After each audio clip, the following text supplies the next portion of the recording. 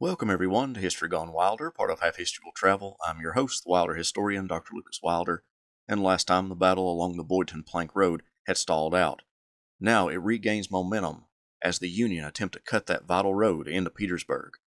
If you like what I do, please consider subscribing to the channel if you haven't done so already, join the Patreon page, and purchase something from one of my online stores. Every little bit helps. Thank you.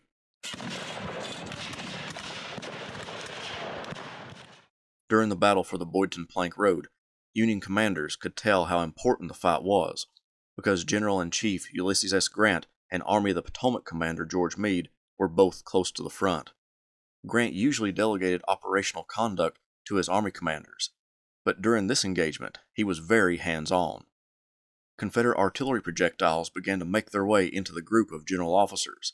Theodore Lyman, Meade's trusted staffer, recalled that Meade sat calmly in his saddle as a large projectile flew overhead and burst nearby. Finally, Meade told Lyman, "This is pretty hot. It will kill some of our horses." "Oh yes," thought I, "horses."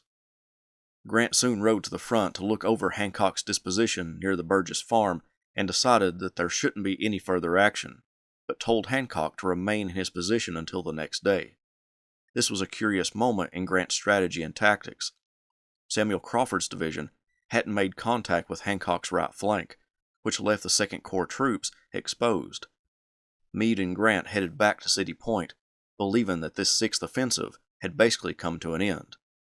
Samuel Crawford was a Pennsylvanian, attended the University of Pennsylvania School of Medicine, and upon graduating became an assistant surgeon in the Army. He would stay as an Army surgeon for 10 years. In 1861, he was the surgeon assigned to Fort Sumter when the bombardment took place, signaling the beginning of the war. He took a commission in the infantry and worked his way through the ranks, being wounded twice. Now, he and his division moved through the rough terrain along Hatcher's Run. One of his soldiers described the march. Away into the woods we plunged, in line of battle through briars and tangled undergrowth, beneath the great trees dripping with rain. We lost points of the compass, and halt every now and then to close up a gap in the line to the right or left. Then forward we go through the brush again, until I feel certain that officers as well as men are getting pretty well into the woods as to the direction of our advance. It is raining and we have no sun to guide us, and the moss is growing on the wrong side of the trees. I see one of our generals sitting on his horse, with his pocket compass on the pommel of his saddle, peering around into the interminable tangle, with an expression of no little perplexity. Crawford made a small attack, but had returned to a safe position where his corps commander, Gouverneur K. Warren, found him about 4 p.m. Warren told Crawford that he was in the right location and to remain there. This is odd because Crawford was to support Hancock, who he hadn't made contact with, and was thus not in the right location. On the Confederate side, around 3 p.m., Generals William Mahone and Henry Heath met to create a plan of attack. Years later, Mahone took credit for the plan and is known to have exaggerated his role in some instances. Heath's account is more contemporary, and he claims to have come up with the idea. Either way, they knew that Hancock's troops were without support and by themselves. The plan was to attack from the east and get between Hancock and Warren's corps. At 4 p.m., Mahone's men launched their attack, performing beautifully as they had in previous battles during the Siege of Petersburg. They swept away the Union troops in their front and aimed for the Boydton Plank Road. One Confederate reported, "Our brigade, notwithstanding there was a line of the enemy on our right flank, charged the enemy in their front in the most gallant style, driving them in confusion, capturing several pieces of artillery and a large number of prisoners, and breaking through the Yankee lines." Mahone got behind the Union lines and now occupied a position extremely close to Hancock's wagon train, carrying ammunition that the 2nd Corps would need for a sustained fight. However, there was another way to look at it. Mahone's command was now isolated, with Federal troops to the north and south of him. Unless Deering and the Confederate infantry hit Hancock in the front, it could spell disaster for Mahone's troops. Nathaniel Harris's Mississippians made it to the field and, according to Heath, was ordered to attack the enemy vigorously. Harris, on the other hand, reported that Heath only asked him to launch a demonstration. Harris also reported that he brought barely 600 men to the field, and to cover the front, he basically had to make all of his men skirmishers. Deering's dismounted horsemen couldn't offer much help because they had been fighting since the early morning and were too worn out.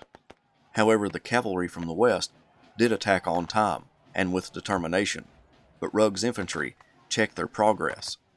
Owing to the failure of the cavalry to move Rugg's brigade was the fact that one of General Wade Hampton's sons, Thomas, was shot in the groin. General Hampton arrived on the scene to console his dying son, and as he was doing that, his other son, Wade Hampton IV, was shot, but would survive. General Hampton retired from the field to observe his artillery, shaken by the personal loss. The cavalry thereafter didn't press the attack. Hancock, true to form, began to close in on the isolated brigades of Mahone. First, McAllister's brigade about-faced and attacked the rebels, caving in their right flank. Mahone, never one to be outdone, used his reserve to counterattack and drive back McAllister, but the Federals kept up the pressure. De Trobriand's brigade then attacked from the south, and Pierce's troops rallied to attack from the west. It was a dire situation for Mahone, who had no other option but to fall back. Fighting would continue for a little while longer south of Hancock's position between opposing cavalry units, but after that the fight on the Boydton Plank Road came to an end. Hancock requested to withdraw, and Meade granted it. Through a miserable night march, the Second Corps extricated itself from the field. One soldier remembered the night as being one of the darkest of history. Nothing could be seen on our road through the forest, not a star in the heavens, nor an opening in the clouds above us. The Confederates looked on the Battle of Boydton Plank Road as a victory, but even a victory, if it could be called one, resulted in casualties that Lee couldn't afford to lose. The Confederacy lost a total of 1,360 men from all commands engaged. The Union lost 1,758, most of those coming from the Second Corps. The Union couldn't call the battle a victory, and the Northern media, to soften the setback, called it a reconnaissance in force. As a response to that claim, one Union soldier exclaimed, "Well, I don't want to reconnoiter in force again if that is the way they do it." One historian explained, although Grant's Petersburg offensive clearly failed to achieve its stated objectives of seizing the South Side Railroad and possibly the Confederate capital, it fell short of a disaster. Most Union forces, particularly the Second Corps, fought bravely and with determination. Casualties were comparatively light when measured against earlier battles. Butler's occupation of the north side of the James, despite the setbacks of October 27th, remained secure. Most importantly, the Confederate defensive perimeter now extended from 9 Mile Road across the James, through Bermuda Hundred, and southwest of Petersburg to Hatcher's Run, some 35 miles. The Confederacy hadn't broken the siege, but they had hope in the next couple of weeks that a political change was on the horizon. All eyes in the armies of blue and gray around Petersburg, resting in deep trenches overlooking ground stained by the blood of thousands during the previous 89 days, turned to the results of a vote that might determine the outcome not only of the campaign for Petersburg, but of the war itself.